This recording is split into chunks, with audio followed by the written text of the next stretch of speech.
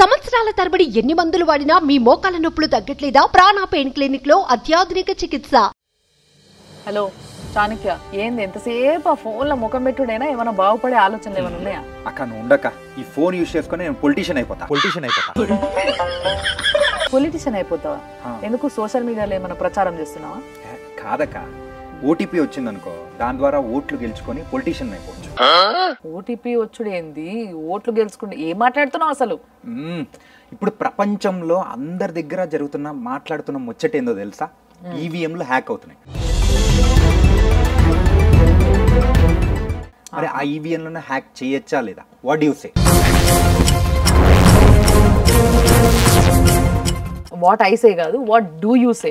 నువ్వు చెప్పు ఫస్ట్. నిజంగా కూడా అట్లా హ్యాక్ చేయొచ్చు అంటవా? నీకేమనిపిస్తుంది? చేయొచ్చు అని చెప్పేసి ఎలాన్ మస్క్ సార్ లాంటోడే చెప్తున్నాడు కదక్క. ఏంటంటే ప్రపంచ కుబేరుడు అతను చెప్పాడంటే నిజం, అంతో ఇంతో నిజం ఉంటుంది కదా.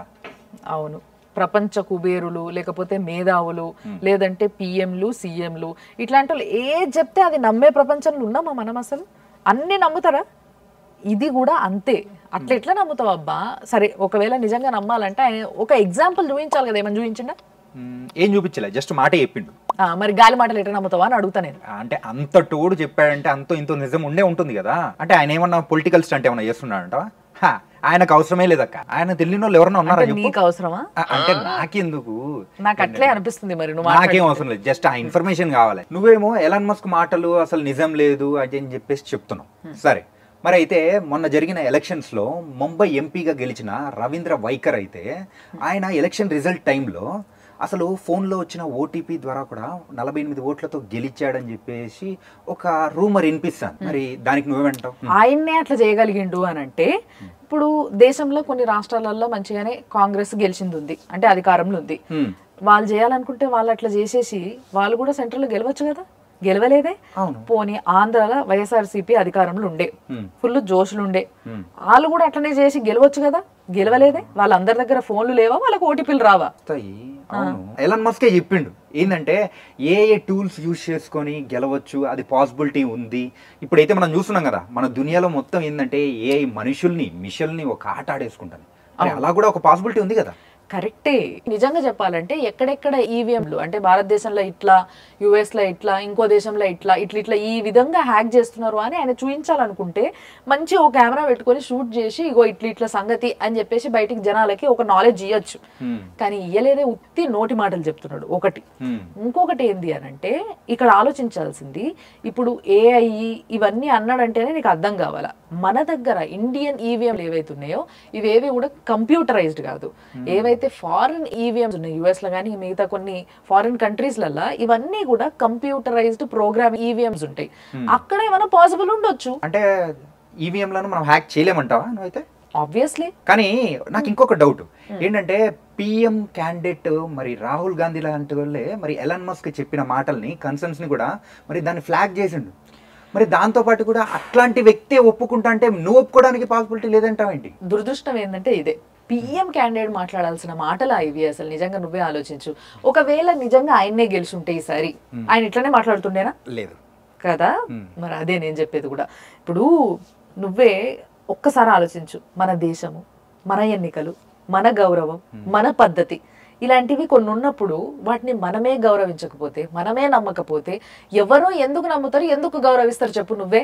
ఇప్పుడు ఈ మాట నేను ఒక్కదాన్నే కాదు, మన మాజీ మినిస్టర్ చంద్రశేఖర్ సార్ కూడా అన్నాడు కదా.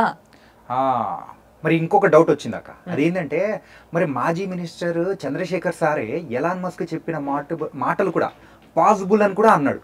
మరి దానికి నువ్వేమంటావు చెప్పక? నువ్వు అన్ని సగం వీడియోలు చూసి నన్ను సాగొడుతున్నావు.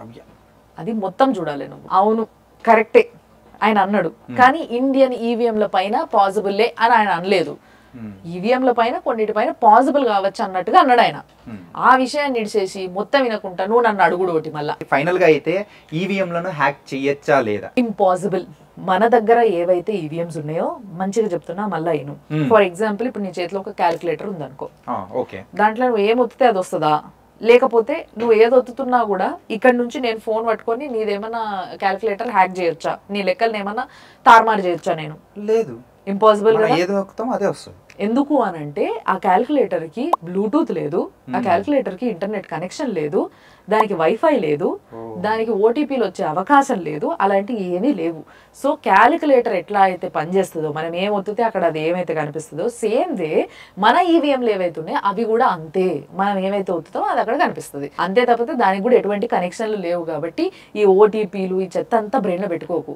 నేను సింపుల్ గా నేను ఇంకో క్వశ్చన్ అడుగుతున్నా, నీ ఫోన్ లో సిమ్ లేకపోతే ఓటీపీ వస్తుందా నీకు? అంటే రాదు కదా.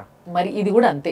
ఏ కనెక్షన్ లేని ఈవీఎం కి దాని కనెక్టెడ్ గా ఏదో ఓటీపీలు వచ్చినాయి, ఆ ఓటీపీలు రాగానే ఇల్లు ఇన్ని ఓట్లతో గెలిచిండ్రు అని చెప్పడం ఎంతవరకు మంచిదంటూ, కరెక్ట్ అంటూ అసలు చెప్పు. నాకైతే నా మైండ్ లో ఉన్న డౌట్లు అన్ని క్లారిఫై చేసేసినావు అక్క. నువ్వు చెప్పినట్టు ఈవీఎంలను అయితే హ్యాక్ చేయలేము. ఒకవేళ హ్యాక్ చేసే వాళ్ళైతే డైరెక్ట్ వచ్చి చూపించాలి కదా. ఎగ్జాక్ట్లీ. ఫస్ట్ ఈ తెలివి ఎక్కడ పోయిందో అయినా కానీ అంటే డౌట్లు ఉంటాయి కదా. ఇంకేమైనా డౌట్లు ఉంటే చెప్పుండ్రి. What you say?